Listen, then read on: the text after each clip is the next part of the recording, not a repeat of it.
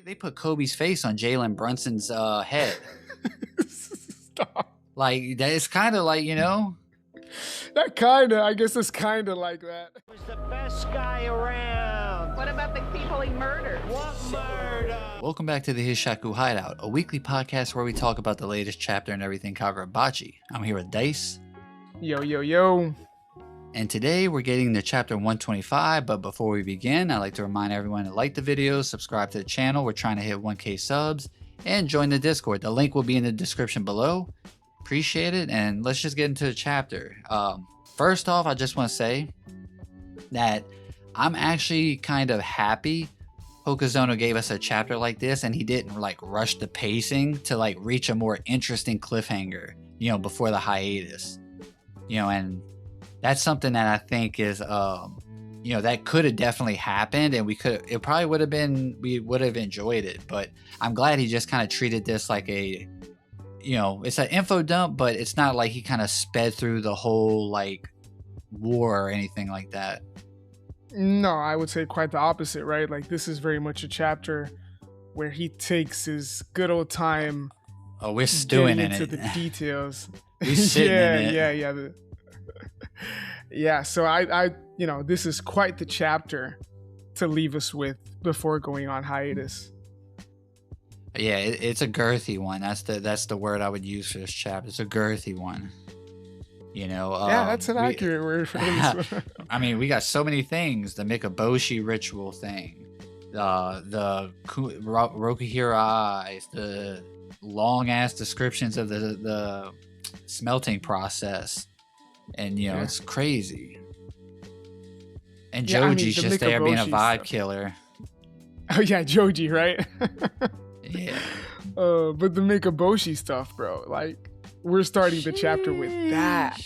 Yeah. It's like, okay, Hokuzono, you really just went from that to making swords and weaponizing their gods, basically. Oh yeah, y'all did all that for it. Well, we're just gonna turn it into a sword. Yeah, no, that's ultimate disrespect by Kunishige.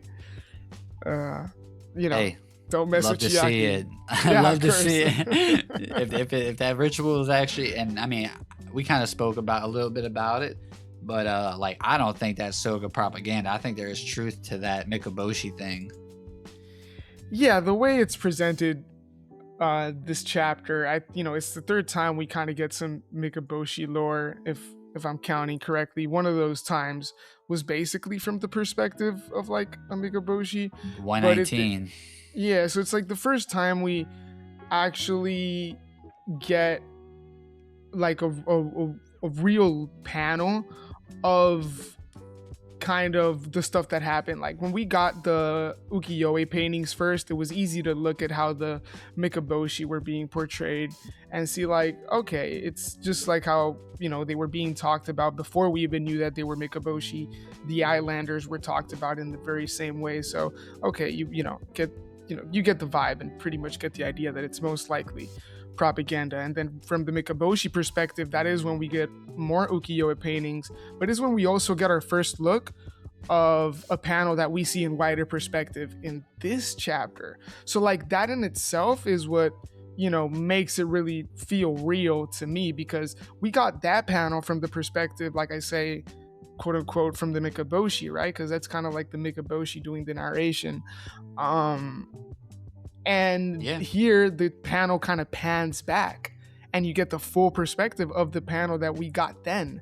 So it very much, it feels real. It feels and also the fact that it's the first time that we actually get the awareness of this being Soga misinformation, which is what the professor says this time around. And he's this might be bullshit. Exactly. And that wasn't said, earlier or the first couple of times or the first time or whatever. So putting all that together, it makes it feel to me there might be a lot of truth here to this. It's why would Hokuzono go that far to actually draw the scene a second time but zoomed out now, like you mentioned. Because he could have just left it as the book, because the book shows like, you know, just humans with the black thing crossed out their eyes and a circle missing in their stomach, which that also kind of reminds me of like the core station vessel ritual, how like it was kind of depicted a bit. Yeah, I see what you're saying.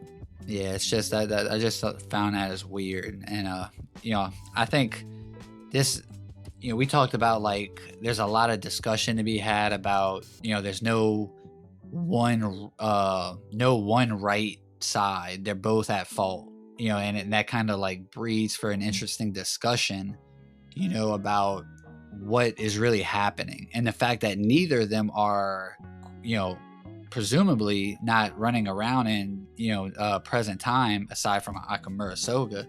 You know, it's kind of telling that like they got their just desserts, you know, they kind of wiped each other out because of this like feud, this 1,000-year feud. Yeah, and you know, Hokuzono's treading like a very thin line here with the way he's painting the Mikaboshi this time around. You know, we also talked about this a bit where like to me this is just kind of ambiguous enough to where like if these were voluntary human sacrifices, you're kind of still treading that line of like, okay, it's not like the Mikaboshi were just outright these deranged, crazy, you know, evildoers like how they were being painted to be. I think that is not something I personally would like to see. It would just feel like it takes away from what you just talked about, kind of being able to recognize that both sides were, you know, doing, you know, very questionable things.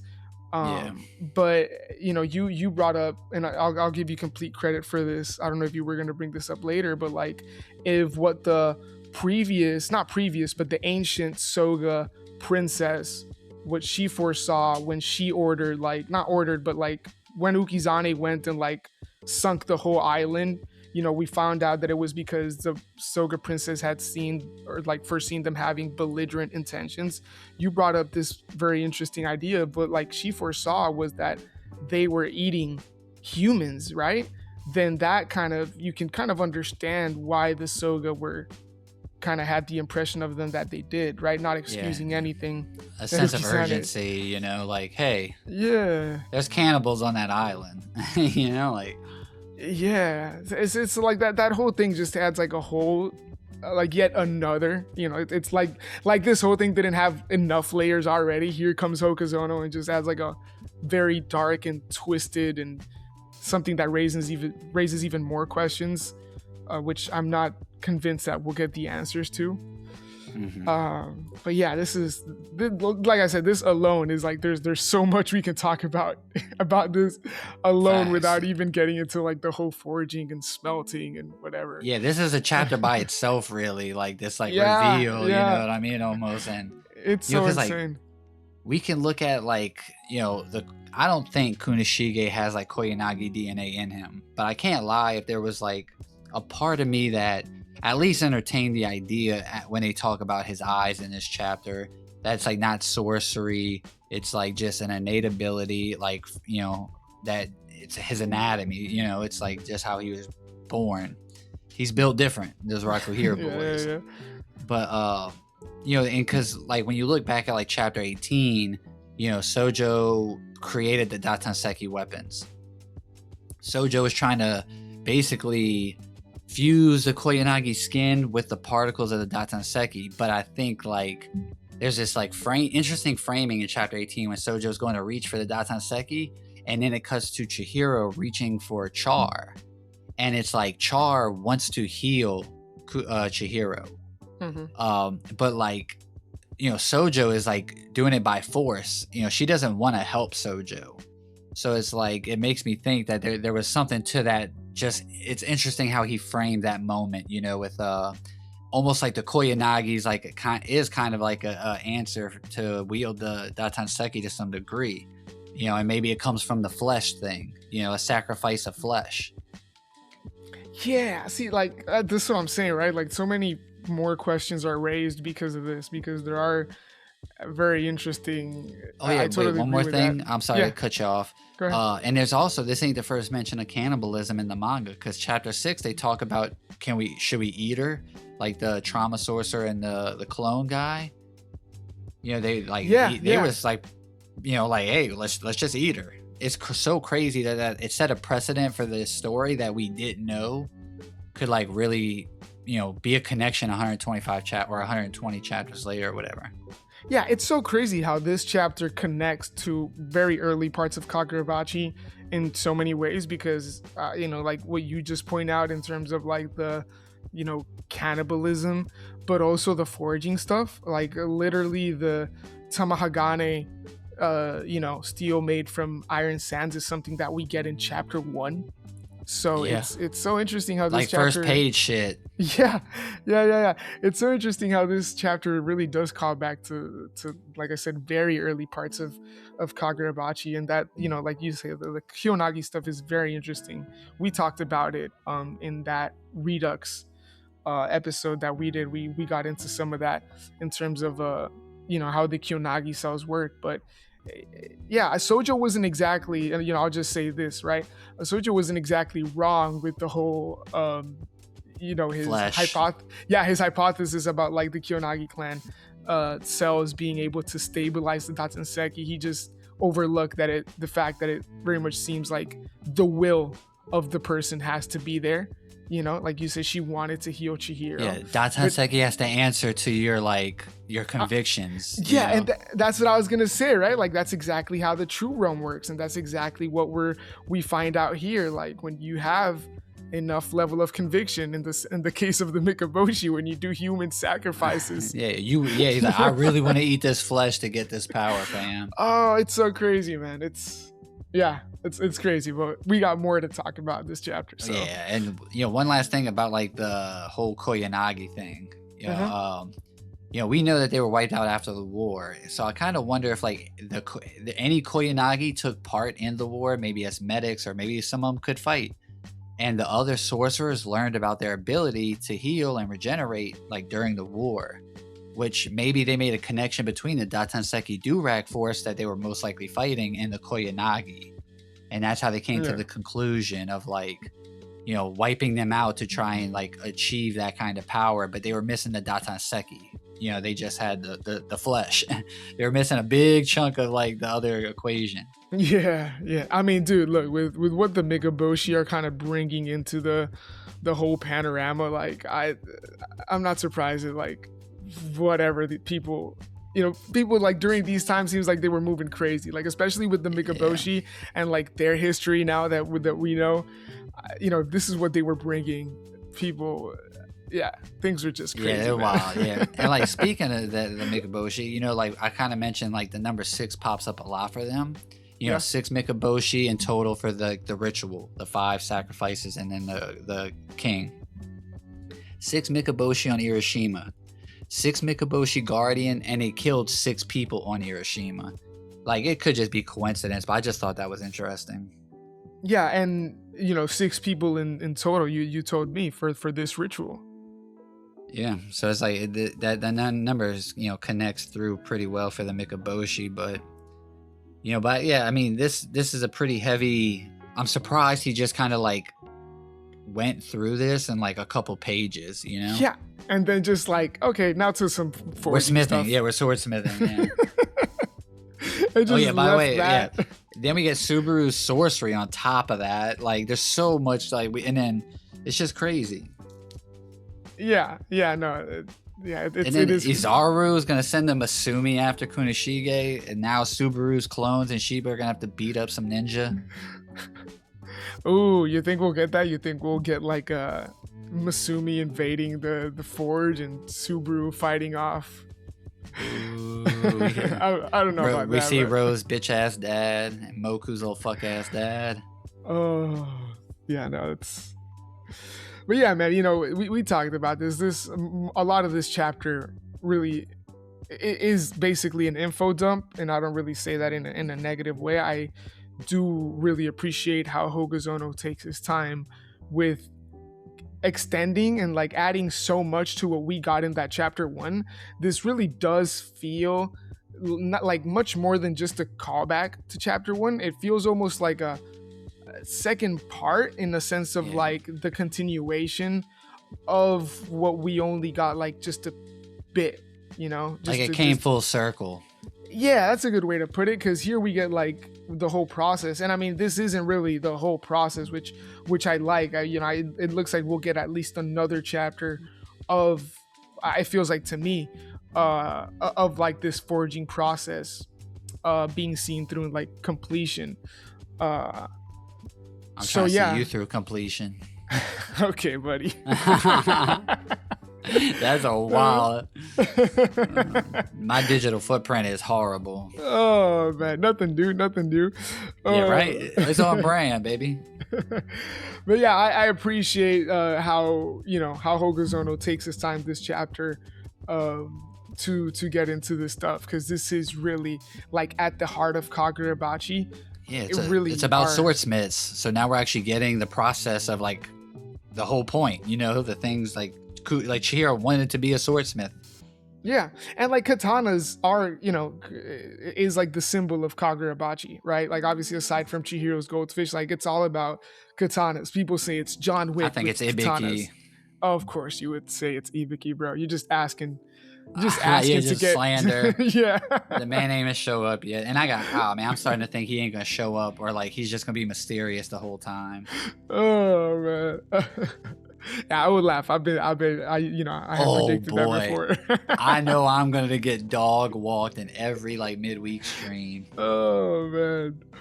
Oh, but yeah, like I was saying, Kagurabachi is so synonymous like with katanas that it only makes so much sense. As like you say, the sword smithing DNA when it comes to not just Kunishige, but obviously Chihiro, this is very much like I said, just at the heart of Kagurabachi. So I appreciate and its DNA. Yeah, exactly, in its DNA. So I appreciate that Hokuzono, treats it as such, respects it, where it's not just like, cool fights and, basically hype moments in aura, right? It's much more than that, and this really plays into that. Yeah, it's like sacrificing human beings, eating their flesh. Yeah. It's like, oh wait, what? It's like, the record like stops. Yeah, I mean, I know you're messing around, but it is crazy how this chapter. Yeah, because like you said earlier, this isn't anything new in Kagurabachi. Cannibalism and like these sort of like dark ideas, right, just that are out there in the world, like we know it is a thing in this world. And like this chapter again kind of reminds us of like everything that kind of, not everything, but a lot of what makes up Kagurabachi, which are like these dark conspiracies and the potential of it just being like propaganda, even though you and me don't think it is. But you also have like all this katana stuff. I really like it. I really dig it. Subaru talking his shit as well. They just bringing up like eating char, and like that chapter was just like, it just passed over quick. Yeah. Like, no, like that's bullshit. But then like, oh well, they were like using their flesh still and shit. They just didn't have the Datanseki to back it up. But Sojo did. He just couldn't get there because they didn't reach his like, they didn't want to help him, obviously. But anyway, so yeah, Subaru, huh? Like the whole thing about Kunishige, it might be bullshit about him crafting the EBs by himself. And we talked about this, another thing we kind of talked about, but the possibility that Subaru is just helping with like kind of the prep work, like preparing the materials for him to actually create the swords. So it could be like kind of an asterisk. Yeah, I mean at this point, it feels like the statement that Kunishige, because I think the statement, I'm forgetting what chapter it was, but I think it was Shiba, the one that said it, right, to Chihiro, that like, yeah, he was just saying a bunch of shit in the beginning too. Yeah, like forging with Chihiro was the first time that Kunishige had actually forged with somebody else. It was something along those lines, right? So apologies if I'm getting it a bit wrong. It's late. Yeah, it is late. A lot later than what we usually record, right? Yeah, ooh, Hishaku Hideout after dark. So yeah, it feels like that statement that I'm talking about right now about what Shiba, like I said, I'm pretty sure it was Shiba told Chihiro. It seems like that's the statement that should have an asterisk, right? Because Subaru, even if he's not, whatever you want to count as like quote unquote actual forging, Subaru literally has a multiplication sorcery to be able to do, more, significantly more, Yeah. to help out Kunishige. So like to say that, Kunishige hadn't forged with someone before, especially someone like Subaru, is kind of crazy. But Yeah, like he don't seem like the type to really give a shit about the credit anyway, but it is funny. yeah, it's who knows, might be just a minor retcon, or maybe Hokusono knew exactly what he was saying, and like I said, maybe this is going to be a long process for Kunishige. He has more swords to forge, and like I said, this process, even this chapter, we don't see a katana at the end of this chapter. We just get the Noro, right? So we'll see how the rest of the process looks like. Yeah, facts. And it's interesting, like we're getting a lot of Subaru in this flashback. That just makes me feel like that boy is gonna die really quick when we get back to Chihiro. Maybe he's already dead. Like it's just, you've been saying, yeah, because like we're getting so much of him, and I don't like it does make me feel like it doesn't leave a whole lot of room for like Kunishige to also have moments with like the female bearer, Ibiki, you know what I mean? Like we already got the Samura stuff, but actually seeing them like on panel kind of get cool or whatever.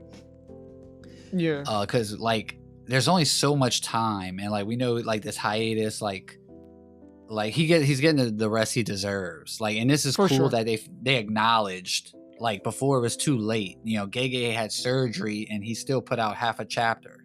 Like, so this is a step in the right direction. So like anyone that's like salty about this, which I haven't seen, thankfully, they could suck the back of my ass. Yeah, I'm sure you'd like that. Till completion, baby. Completion. And Subaru's sorcery reveal, right? Like he has like the ultimate sorcery for like this kind of thing. He needs a bunch of hands. Yeah. We see the clones helping, like multiple panels of the clones helping.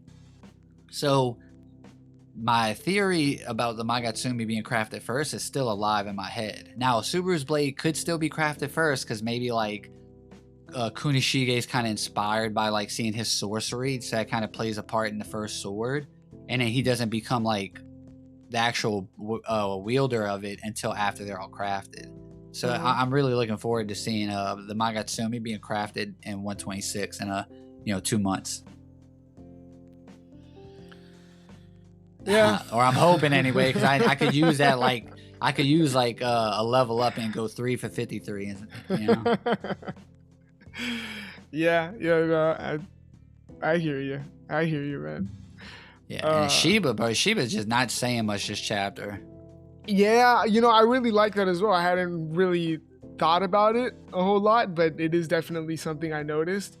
I think it does so much, just kind of like, just so you can really let the weight of Irishima just kind of sit. Right? Yeah, look at this panel. It says, this is exactly what Princess Chiaki didn't want. And it's like Joji telling Shiba that. And Shiba's face, he's just looking down and he looks just, removed from like everything. He's just so like hurt. Like he's not over yeah, he definitely Mashiro and shit. Like I really am hoping we get like a Shiba inner monologue of he's like, man, I hope Akamura goes crazy in the war. Like, because like Aryu took a lot from him. Yeah, definitely. So he has a personal grudge. It's a little different, because like he experienced like being used as a tool to like just here, you're an errand boy for us. Go tell them what we need. After they did all that. Yeah, especially when you're among the strongest, right? With such a cracked sorcery like his. And then Chiaki, he does care about Chiaki, you know what I mean? Like, yeah, it's not like I wouldn't it's not like we have panels of their relationship blooming in front of us, but I mean, it's obvious, you know, Shiba cares about her. Shiba cares about Kunishige. You know, it's just now seeing him like not so talkative when we know his personality. It does, like, this chapter, funny enough, does, you know, good work for Shiba's character, and he doesn't say much. It's just his presence, you know, his expression, his execution. Yeah, I think this is a good chapter. I think this is a really good chapter in the sense of, like, I'm sure a lot of people maybe don't like it as much, just because, like I said, it's not what we're used to seeing from Kagurabachi. But I do think, and you know, like we already talked about, the heart and the DNA of Kagurabachi is 100% all across this chapter from beginning to end.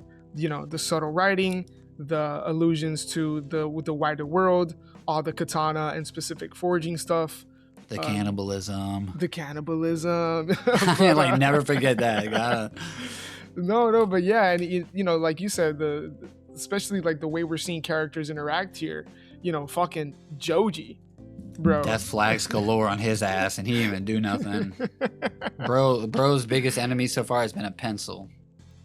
Yeah, that's crazy, right? And him fearing for his life this chapter, you know, I told like, you. bro, you're about to piss yourself. Can you leave? Fucking weirdo.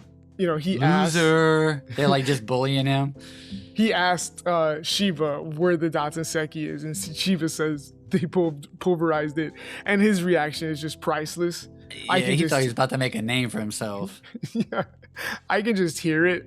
Like, you know, I told you this, like, I can just like literally hear the you know. Yeah, they're dropping like, man.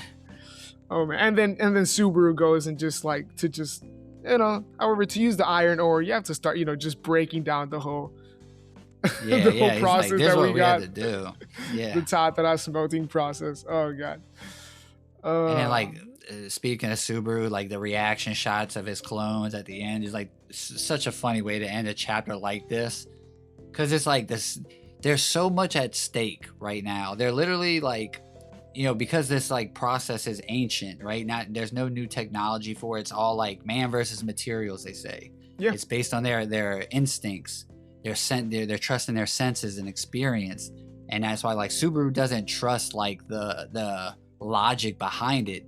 He trusts Kunishige's talent above all. Bars. Which is like, yeah, bro, like he is like Kobe.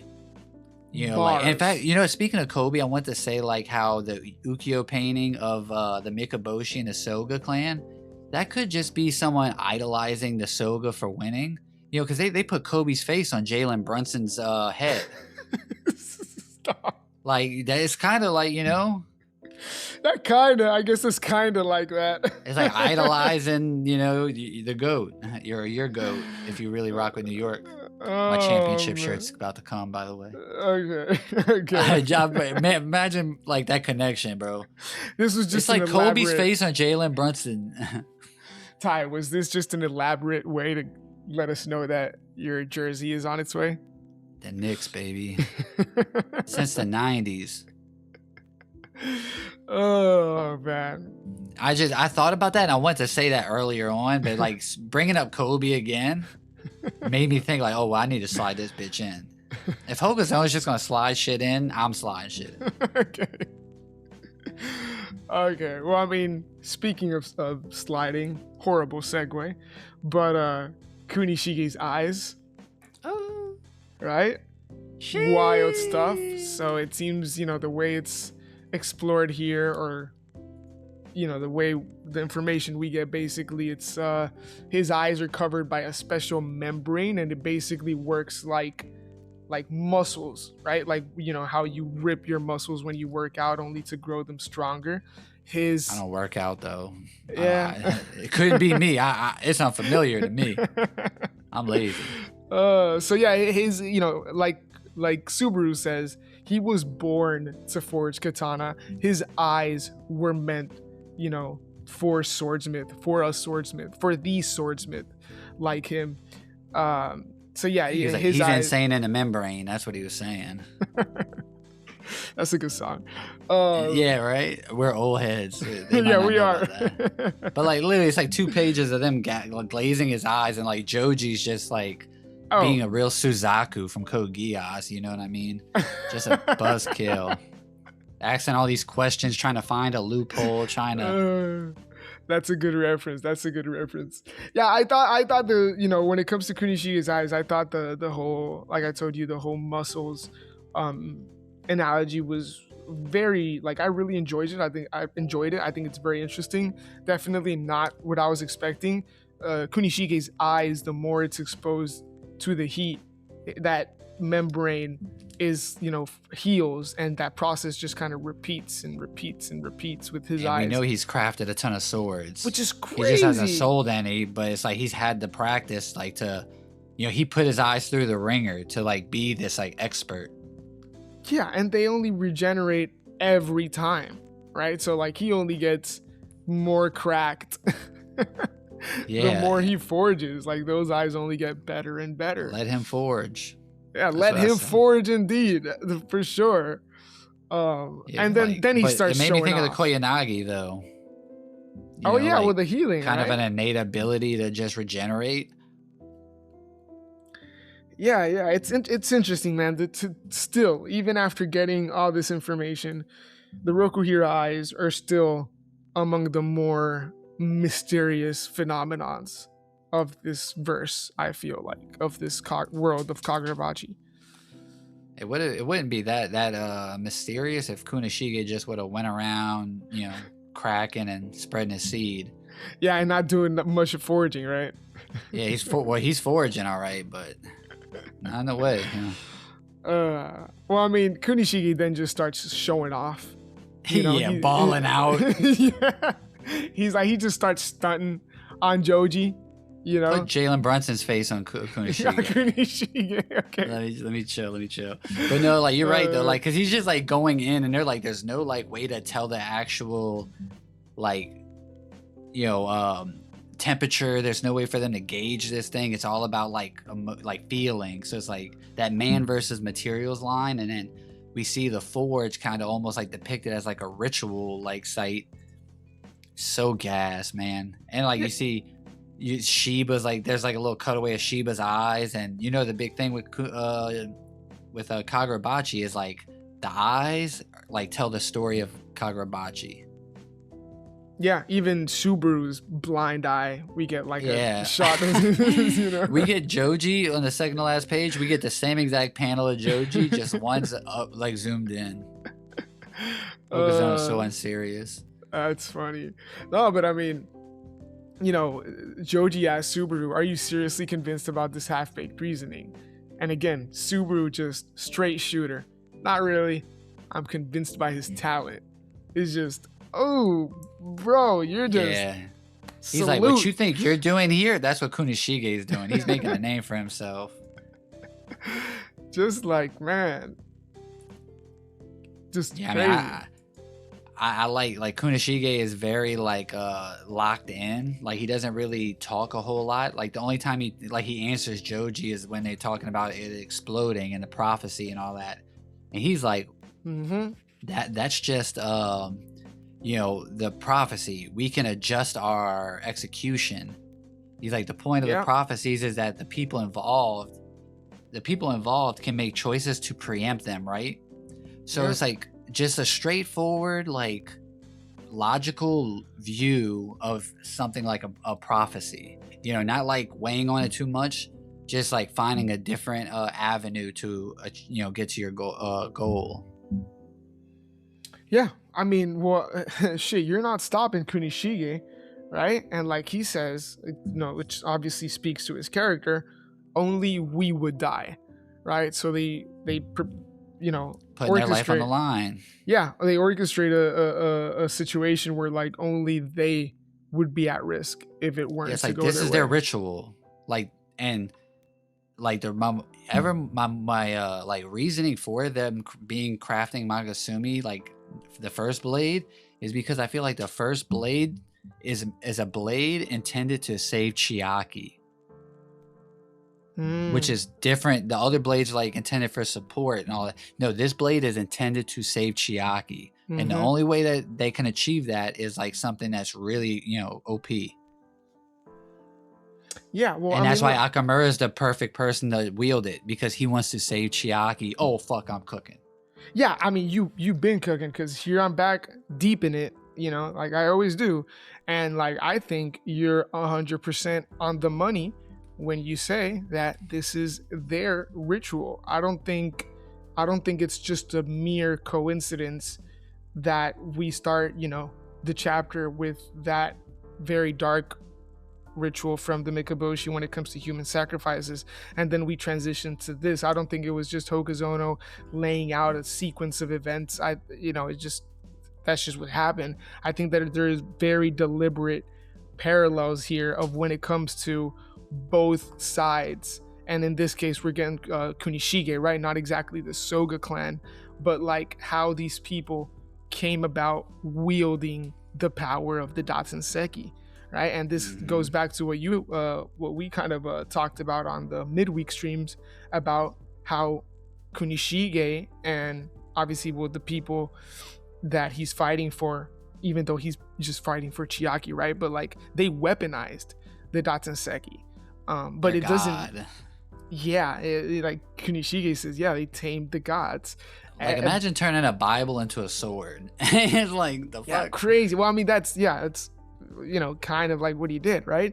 But for Kunishige, it was you saw just how much craftsmanship goes into it, right? Just how much goes into and what it. He's put on the line. Yeah, so there are very like weird and interesting parallels between what we're seeing here and what we see early in the chapter with the Mikaboshi. I think you were definitely cooking with that.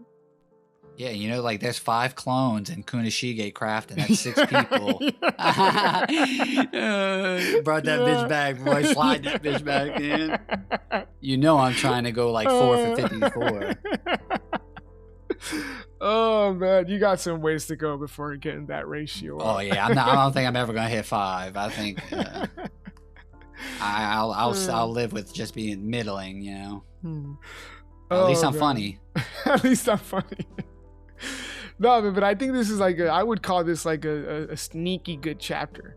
I've had like a long day and I've had like a bunch of stuff going on. So when I first read this chapter, I really wasn't able to appreciate it. But before we started recording this episode, we both went through it and I gave it a proper read, and it hits completely different.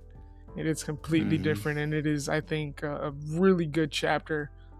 Pretty unique, obviously, just in terms of what we get and everything that seems to have gone into it. But a really good chapter, and like you said, a good ending. A good ending.